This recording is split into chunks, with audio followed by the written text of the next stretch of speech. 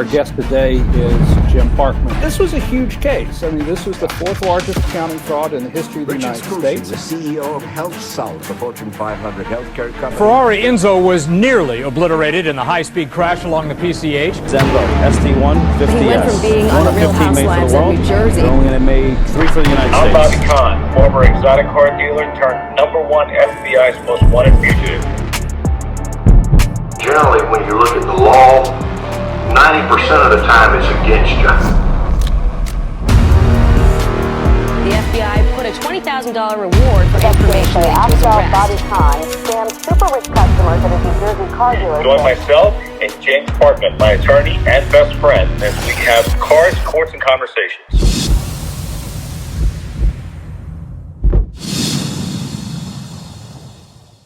So the car goes back to Italy. Yeah, and they fixed it. To my knowledge, they ended up fixing it. And, you know, so another Enzo made it and is back on the street. So, yeah, I mean, that's what Ferrari does. I mean, other manufacturers can't do that, but they actually will take a car and they'll rebuild it from, you know, top to bottom and it's brand new. Yeah, and, you know, you and I have talked cars a lot, and you have your preference. But let me start with you. And what do you think is your... You know, if you were going to buy a Ferrari, so this is for people out there that is good to drive and good to keep and whatever. What Ferrari would you recommend? Well, okay. Are you talking about a brand new one or are you talking about classics? Both. Let's do both because somebody you know. The beauty of Ferrari is that it's such a collector's car, right? Because there's so many people that want them. Because there's people that can't afford them and then they have money and they want to buy one. Because owning a Ferrari is something that most people, when they think they have money, are going to do. So the value... If you buy the right Ferraris, like if you're buying an Enzo, you're buying a LaFerrari, or you bought a Daytona, whatever, you know that car is going to continue to appreciate and it's going to go in there. Now, like the 612 Scagliettes and stuff, yeah, you know, those are like the garbage cars where, okay, you had your fun with it, and, you know, if you like it, you like it. But those were like the cars that, because every brand makes shitty cars, and Ferrari does too. Like right now, they got the Roma. You know, they had the 456, they had the 612s. But then if you get these cars like the rear engine, mid-engine V12s, or like the 550 Maranellos, or like the 250 GT, those are cars that are going to go up in value. Those are cars that are worth holding on to if you're going to collect stuff. You know, I mean, look at yours, Testarossa. I bet you wish you didn't sell it because the Testarossa. Oh, I do. I didn't pay a whole lot for it. So, I mean, it wasn't. So people on there don't think that I've paid a whole lot for a Ferrari. I did not. But they went up and find them. You can find them. You know, but back then, you know, I found out why I got such a deal because we offered him about $5,000 or $6,000 less. Yeah. And he accepted it, and we got the car. It was shipped and yada yada. I got the car, and come to find out, you know, it had like 5,000. It only had 1,000 miles left for service, and the service on it was like $5,000 or $6,000. Oh yeah, service thing. Service isn't cheap on these cars, and I said that to a million people that bought cars from me over the years. I'm like, listen, it's not about buying the car; you have to maintain it too. It's like having a kid. Okay, yeah, you had the kid, but now you got to pay for this kid for the rest of your life. Yeah. Same thing. These cars are just as expensive, even more than kids are, because you know a lot of these cars are handmade, and it takes a lot to service these cars. Yeah, and you know, too, I found out, and of course. People that buy them want to see the service record. They want to see it stamped by a Ferrari dealership that they have been serviced on time and properly. And you know, because if you don't service that car, if I'm going to go buy a Ferrari, if it doesn't have service records, I'm going to run from it because that's like you not having any medical history. You're like, okay, what's going on here? Like, did you maintain it? Because there are people, and I can tell you. Countless people that will buy a car, but then they can't afford the maintenance of it. So they don't maintain the car. And they just drive the car and they do the basic oil changes and stuff. And those cars are bad. You run from those cars. Yeah. Well, you know, of course, I found out that back then you couldn't even do an oil change on a Ferrari without dropping the engine down and doing it. And so now I think they're better, Bobby. They're better. Obviously, they're easier to work on today than they were back in the 80s or when they were back in the 70s. Obviously, you improve over time, but at the end of the day, Ferrari's still a Ferrari. It's a different monster than a Lamborghini. I had a love affair with Ferrari for the longest time, and then that love affair has died for me. What happened? Tell me what happened that lost. When did the love go away? So here's the thing. You know when they say you shouldn't ever meet your heroes, right? Well, as a child, I had posters of the Testarossa up on my wall, the Diablos on my wall. So what do? I buy a Ferrari when I can. And next thing you know, I'm like, okay, well, this is a problem child. It's not as comfortable as I thought it would be. I can't drive this with shoes on. I can't drive that one with shoes on. And then you just like, okay, you deal with them. You deal with them. And eventually you get to the point where you get to the breaking point. And my breaking point was 2012 when I bought an F12, brand new, drove it home, picked it up from the dealer on a Friday night, drove it home, parked the car, locked the car, go in the house. Next morning I get in the car and something doesn't seem right. The odometer says 0. Okay, maybe it's a trip meter. What was it supposed to be? It was supposed to be 200 miles. Okay. But I figured it's a trip meter, so I just didn't pay any attention. I get to work and I lock it, and I get back in the car at lunchtime, and it says 0 again. So what happened, how I figured out what the problem was I go to lunch, and it was like 3 miles away. And I went in, and I left the car unlocked. And when I got back in, it said 3 miles. So what happened was, every time I'd hit lock, the odometer would roll back to 0. But if I didn't lock it, the miles would stay. So I called the dealer up. I'm like, oh, hey, you got a problem. I said, this car, this is what's happening. And the guy says to me, he goes, well, you did it. I said, well, if I did it, why would I call you? If I did it, I mean, like for most people, that's a great problem to have because they can drive the Ferrari as much as they want and they'll never have any miles on it. But I got to sell this thing. So I don't want a car that's true miles unknown, and I'm not going to deal with this. So the Ferrari dealer says to me, he goes, I'm not taking it back. He goes, we'll fix the problem for you. But I'm like, I'm not putting a sticker on the door because if you have a car where you don't know the miles, you have to put a sticker that says true miles unknown. And at that point, nobody would have known what the miles were because I was driving the car around. So he says, well, we're not buying it back. And I said, listen, you're buying this car back. And I said, if not, the next call's to my lawyer, which I did call. And he said, if you call your lawyer and you sue us, you're never going to buy a brand new Ferrari again. And I said, well, so be it. I don't want another Ferrari again. And that's what Ferrari happens to do. The reason I lost my love for Ferrari is dealing with Ferrari dealers. I would rather deal with Mike Tyson punching me in a ring because Ferrari dealers are brutal and they think that they have a God complex because they know that they sell a product.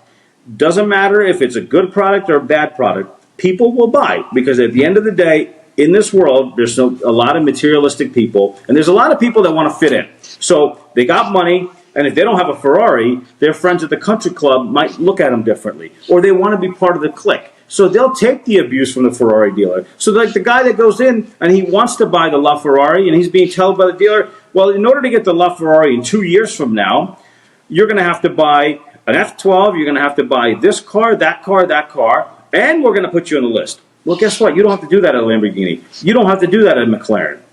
You go in, if they have the car, you can buy it. If they don't have it, they'll put your name on a list. As long as you got the money, you're going to buy it. Ferrari, no, you're going to do this. Then when it comes to service, it's a nightmare. Or when they sell you the car. Okay, we're going to sell you the car, but we're not going to give you the title for 1 year because we don't want you to sell the car. Oh, yeah. So it's like, hold on. I'm going to buy a car, and I don't get ownership of the car because you don't want me to sell the car. So if I sell the car within the first year of owning the car, then I'm blacklisted and I can't buy another Ferrari. And people put up with this. You know, like if I sold you a car and I told you I'm not going to give you the title for a year, you're going to call the feds and say, hey, I bought a car. The guy's not giving me a title. But these people, no. These people will actually sign their name and say, okay, I bow down and I won't have the title for this car for a year. Oh, and by the way, every 30 days, I'm going to truck the car back to your dealership so you can touch it to make sure that I didn't sell the car. I was like, I'm done. I mean, look, Jay Leno won't buy any Ferraris, and Jay Leno has the same complaints. He's like, I am not dealing with that bullshit. Well, first of all, selling a Ferrari within that year, I mean, you don't have title. Yeah, you don't have title. Yeah, I mean, they're I not ain't going to give the title. Tell them the same thing. I'm not going to give you the title within a year and then wait to get it from the Ferrari dealership and send it to them. Yeah. You know. So it's like, yeah, the specialty cars that come out, they don't want you to sell them. They don't, because they don't want you to make the market look bad. They don't want they want it to seem like every single car sold, and guess what? None of them hit the market again. Well, in reality, people do want to sell their cars. And so the ones that do get the car and they end up getting the title and they flip it, well, then those guys are never getting another one again. Wow. Now, you said there's a difference, and let's just take Lamborghini. Yes. What would you say are the major differences between the not only the car but well, for the me, way they handle? For me personally, Lamborghini has always been my dream car as a child. And when I obviously bought my first one, I just fell in love with it. And that's because it's a, you know, like, and when I'm talking about Lamborghinis, my first one was a Countach. And then I had Diablos and Mercies and Aventadors. But it's just the way the car designed, the feel, the sound of the car, the 12-cylinder engine roaring. I mean, a Lamborghini is in your face. I mean, like I said, you know, if you got money, you got a Ferrari. But if you got style, you got a Lamborghini. That's, you know, that's the whole thing. And the thing with Lamborghini has been is that, yes, over time, you know, yes, the older ones were harder to work on. But over time, they've improved so much. And then ever since Volkswagen bought them, now, for example, if you got an Aventador or something, you got VW Audi parts in it. So, like, you know, your infotainment system and stuff, it's no different than the Audi or the Porsche. So it's easy to work on if the car's out of warranty. Like, okay, I can go to Audi, get some parts, put it in there, I can make it work. You know, Lamborghini dealers are nicer to deal with. You know, they don't have the snobbish attitude that a Ferrari dealer will have. You know, it's just a whole experience is nicer. You know, you don't feel like dealing with the FBI. I mean, when you go to deal with a Ferrari, it's like, are you the FBI or are you a Ferrari, you know, a car dealership? And we know how that is. Yeah. Do you think now, for example, I mean, I think you made it very clear that you really would rather have a Lamborghini now. Absolutely. I'll never buy a Ferrari in my life. Now, are you the type guy that buys a car like that and sticks it in the garage and shuts the door and it never sees the light of day again? No, that's not me. And you know, like, and more power to anybody that does that. But listen, you bought this car. Drive it. First off, it's good for the car to be driven. You know, there's a lot of people that'll buy them and they just park them in the garage and they never drive it. Like, I had a client had 200 cars, but he drove a Mini Cooper every day. And he's like, I don't want to drive it because I don't want to put miles on them. I want the cars to appreciate. And I used to say to him, I said, Joe, what are you going to do with the cars? I said, you're older. Enjoy the cars. You only got one life. You buy these things, but you never even put 10 miles on them. You drive a Mini Cooper. He goes, I'm going to pass them down to my son. You want to know what happened to those cars? The guy died. The guy left his son a $2 billion estate. He had a $180 million car collection. 6 months after he died, the son sold the cars. So your belief is like mine. You buy a car, get in the thing and drive it. Absolutely. Enjoy your life. Like, yeah, you know, if I said to you before, when I buy a new car, all night long I'm looking in the garage. I can't wait till morning to go out for a drive in it. There you go. And that's exactly what I like. I like to get in it. Yeah. I want to drive it. I want to enjoy it. I want to, because it's a work of art. It's a real, you know, it's like every car for me, and like, I'm passionate, right? So, and I look at every car as a character, as an individual. Like, if I look at a Dodge Diplomat, which is another one of my cars that I love, people hate them. They were the old crappy Chrysler cars that they made as police cars back in the 80s. Yeah. But I love headlights. I love, you know, like, I love the headlight design of it. Or a 29 Duesenberg. Or it doesn't matter if it's a certain car because of a headrest. For me, every piece of automobile is a piece of art. And I try to see what the designer was thinking. That's what it is. So I love all types. I'm not all about bias to Lambos or bias to classics. I love it all. Yeah, and you know, I'm with you on that. I think you know, for those of the people that are listening that go back and have old Corvettes, yep. I still, you know, I still like the old Corvette. And absolutely. The 50, the 59, 58, and even going up into the 60s, the Stinger and the split window. I mean, they're still classic cars. Yeah, and you have to look at it like for the time, the design. Like, you know, I mean, the other day, one of my friends here, he owns Suzanne's. Remember the movie American Graffiti? Oh yeah. Suzanne Summers was in it, so they gave her a Thunderbird as a promo car for 2 years. So he has that car that was Suzanne Summers, and he spent $500,000 restoring it. And I'm looking at this car, and I'm looking at the dash, and I'm looking at the circular windows that look like they're like in a yacht. I'm like, the attention to detail, like what were they thinking? Like the Thunderbird logo stamped into the doors, all these little things. You're like. And you appreciate it for that. I'm not going to just look at it and say, "Oh, that's just a Ford." No, there's something to it. And there's a lot of history about cars. Even going back, when I grew up in the '60s, the muscle car. Yeah. And we used to, you could buy a GTO, you could buy a 396 Chevelle SS, you could buy a Oldsmobile 442. You could get them for around 2,000 or less. Absolutely. And I was looking the other day at an auction. I won't tell you which one because I watch them both.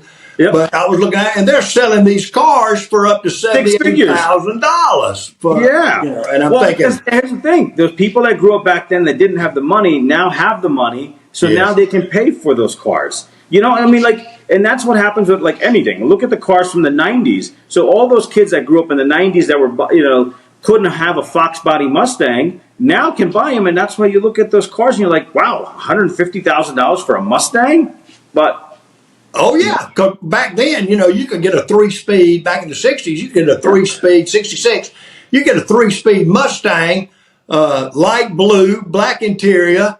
You could get it for $1,200. Absolutely. And cars are emotional. And especially, for anybody all over the world, it's an emotional purchase. It is. And that's because when you're buying a car, you're like, I can picture myself driving down this road in that. I can picture myself picking up a girl in this. That's what it is. Or, I'm going to take my family out in this. Every car, means something to somebody. And you're right. And more importantly, I think it's important to note that, I have friends that go back and say, my dad had this Oldsmobile 98. And we used to ride in that 98, down to this and that and drive it and all that. I want a 98. Absolutely. And listen, Oldsmobile 98s were beautiful cars. They were. Absolutely. It's a shame that they killed Oldsmobile because I love the brand. I love the Cutlass, Oldsmobile Cutlasses. I love the 98s. I loved all them. And they started doing the smaller cars, and they killed the brand. Well, yeah, and they cut out. Of course, I really don't understand this. I've tried to, but you get to the '70s, and all of a sudden, somehow, they quit making those big engines at that time. Yeah, absolutely. At that time. Yeah. Okay. They quit making 400 horsepower engines. Yeah, because of the oil embargoes. Yes, and now we're seeing cars that are street driven with 1,000 horsepower. Easy, without a doubt. Exactly. In fact, somebody the other day on the auction was talking about, said if you don't have 800 horsepower, you don't really have anything. You don't have a supercar. I mean, look, Dodge is a supercar. Dodge is 1,000 horsepower Challenger. Yes. Yeah. So cars are passionate for us. It's a passion for most of us. And, but for me, Ferrari is no longer my thing. But back to your thing, you got the guy off on the case. Yeah. And, although I never got one of the cars, okay. that was but so the case was that he had financed the cars, and the cars weren't supposed to leave the country. Right. And the bank used, LAPD as like a debt collector. I think that's exactly what they did. They called LAPD and said, hey, guys, we just got this picture of our Ferrari spread out all over the Pacific Coast Highway. This guy has stolen the cars from Europe. Go arrest him. Yeah. And so they did. They went and arrested him for stealing the car. Yeah. And, which was far-fetched from me. He may not have written the check out since he got to the United States for the payment every month, but that's not necessarily stealing the car. Well, And yeah, so I'm going to that was stop our you there for theory. a second. Yeah. So, But Jimmy, I think they just used the police as to debt get their collectors. cars back, and they were happy. Absolutely. It didn't Well, cost them a dime. Let me touch on that, okay? So, like, you know, having dealt with the DOJ and having dealt with state and federal charges in my life, the one thing I can tell, and anybody that has gone through the system will say, is that, you know, when you get charged with a crime, the press out there, you know, what's fed to them, they make you out to be this monster. But what happens is, when everything comes to light, they never go back and say, oh, by the way, well, this wasn't actually the case. This is what actually happened. No. Once the first headlines hit, that's the only thing the world knows, is that this guy stole millions of dollars, he drove this car, he destroyed it, and then he, you know, whatever. And now he's charged, he's going to go to prison for the rest of his life. Yeah, and here's this bad guy that did all this and stole these cars from Europe, and you know, like he went in the dealership and took the cars and stole them and drove them out, and without them knowing it, and absolutely. That's how they portray it. That's one of the things we're going to do on this show, is that we're going to talk about things that, you know, most of you guys never hear about. Like, you know, a lot of these people don't know. So we're going to talk about court cases, and we're going to put our 2 cents in it, because you come here with a lifetime of experience of the law. I have managed to learn the law, having to do due to the unfortunate circumstances that I had to go through twice in my life. So, you know, like, we want to shed light that this justice system isn't flawless. There's flaws in the system, and people have to be very careful. Yes. Because it could take, in a matter of seconds, your life's upside down, and we're going to tap on that. We're going to tap on that. And also, you know, I think we need to get into, you know, really and truly, people don't think about this a lot, but the emotional strain that goes on families and. Oh, my God, yeah. Yeah, and we'll get to that. Yeah. But anyway. We have so many episodes on the way for you guys. So we'll get into that and try to how to deal with that issue and how to deal with life. But we'll get to that. So what we're doing is we're bringing them cars, which are entertainment for people. We're going to bring our opinions, and we're going to shed light on some serious topics. And so you're going to get a little bit of everything with us. Yeah. Send us your thoughts on it. You know, if you're against us, if you're against Bobby, I'm still a Ferrari fan. But if you're against Bobby tell us. Let me know. Let me have your story about it. Listen, I'm not one to ever sit there and say I need fans. I don't need fans. I don't need you to like me, and I don't need you to like my opinions. But that's why I can have my opinion and you can have yours. That's what this world's all about. But let us hear from you. I mean, let's do that. And tell us also if there's any cases that you want our thoughts on, you know, that's happening in the world. We'd love to talk about it. Because one thing I do, me personally, is I've taken, because of this whole situation over the last 10 years with me, I have taken a big interest in court cases. So, like, I literally comb through case after case just to see, because I want to see, you know, what's going to end up, like, certain rulings, how's that going to affect everybody else, you know? So, like, one of the things I definitely want to do an episode on is the Chevron rule that just went out the window because of the Supreme Court. So maybe that's something that we can tap on and talk to people about next time. Okay. Yep. You got it, buddy. But thank you for joining us. Subscribe, share, and then we'll talk to you guys again in the next episode. See you later. All right, guys. Take care. Bye, friend.